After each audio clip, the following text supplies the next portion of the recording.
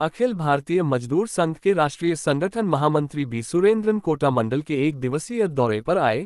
Press media से रूबरू होते हुए बताया कि ट्रेड यूनियन की मान्यता चुनाव में देश के सबसे बड़े मजदूर संगठन बीएमएस पश्चिम मध्य रेलवे में पीएमआरकेपी को मान्यता में लाना बहुत जरूरी है, क्योंकि रेलवे में कर्मचारी हित के हर एक नीतिगत फैसले में ट्रेड यूनियनों की सहमति जरूरी होती है। लेकिन वर्तमान में मान्यता प्राप्त यूनियन कर्मचारियों की भावनाओं से साथ खिलवाड़ करती आई है। हमारा लक्ष्य है कि हमें कर्मचारियों को पुरानी पेंशन स्कीम दिलवानी है, निजीकरण को रोकना है, रेलवे में लाखों रिक्तियां चल रही हैं उनको भरवाना है, ट्रैक मेंटेनर कर्मचारियों को पदोन्नति के अवसर दिलवाने हैं, रक्षक यंत्र दिलवाना है जिससे रनओवर की घटनाएं रोकी जा सके, ट्रैकमैन कर्मचारियों को लंच के साथ 8 घंटे ड्यूटी रोस्टर लागू करवाना है। बी सुरेंद्रन ने आज कोटा के रेलवे कॉलोनी का पैदल दौरा किया और जिसमें रेलवे आवासों की जर्जर हालात को देखकर नाराजगी जताई और कहा, वर्तमान यूनियन आवासों की हालत नहीं सुधार कर पाए हैं, ये बहुत बड़ा फेलियर है।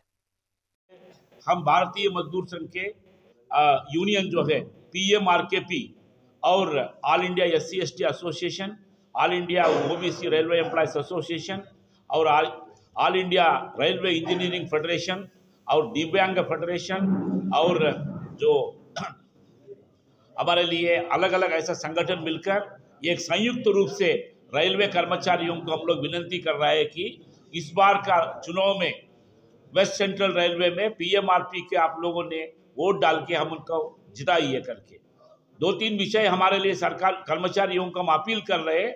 आने वाला दिनों में पुरानी पेंशन स्कीम हम लोग लाने का विषय है, एक मेजर डिमांड है। रेलवे में जिस तरह का 7 लाख वैकेंसी है उसको बढ़ाने का विषय है।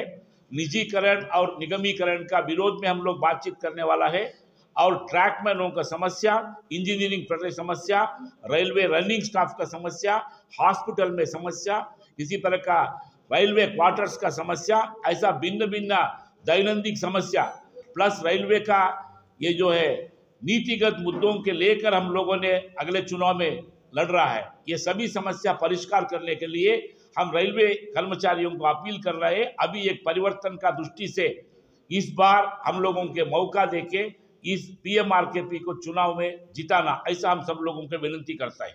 चुनाव कब है सर? दिसंबर 4, 5, 6 को रेलवे चुनाव है।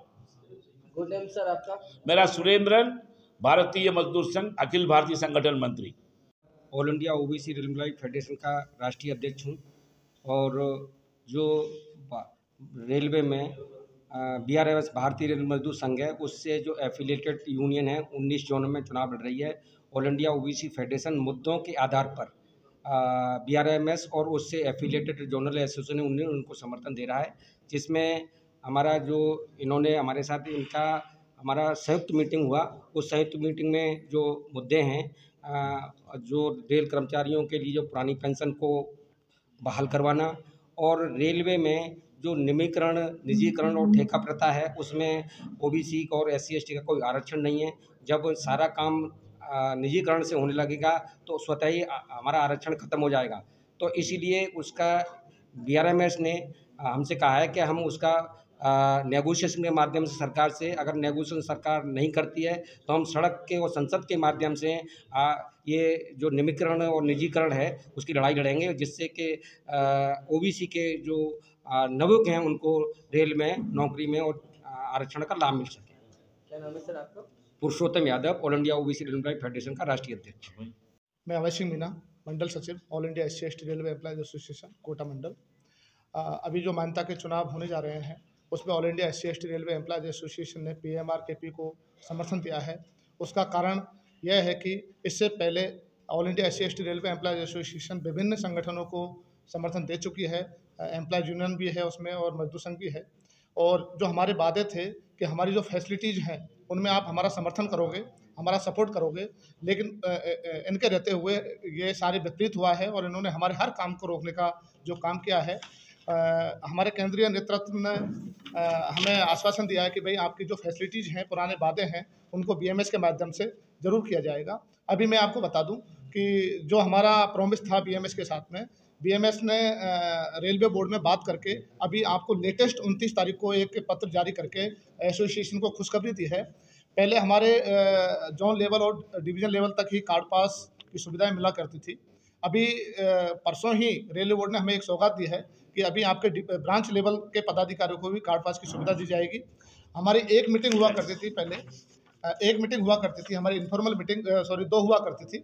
अभी एक और बढ़ा करके रेलवे बोर्ड ने हमें बीएमएस के माध्यम से 3 इनफॉर्मल मीटिंग का पावर दिया है। ये हमारे लिए बहुत बड़ी सौगात है और आने वाले दिनों में और बहुत सारी फैसिलिटीज़ हैं। अभी रेल मंत्री साहब ने हमें आश्वासन दिया नागपुर अधिवेशन में कि अभी आप 25,000 कर्मचारी छुट्टी लेकर के आए हैं, लेकिन आगामी जो दूसरा अधिवेशन है उसमें आपको छुट्टी लेकर आने की आवश्यकता नहीं पड़ेगी, आपको स्पेशल छुट्टियों का भी प्रावधान दिया जाएगा। इस तरह की बहुत सारी सुविधाएं हैं।